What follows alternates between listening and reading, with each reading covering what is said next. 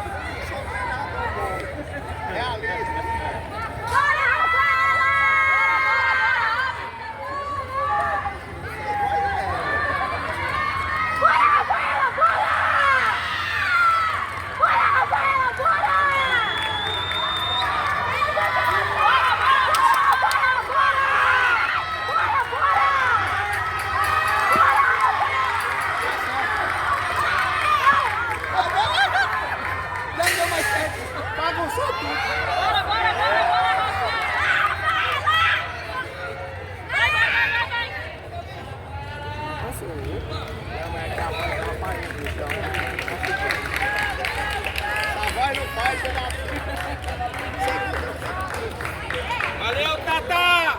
Muito bom, filha! Na Mancurá, terra indígena Samarco, dia 14 de junho de 2025.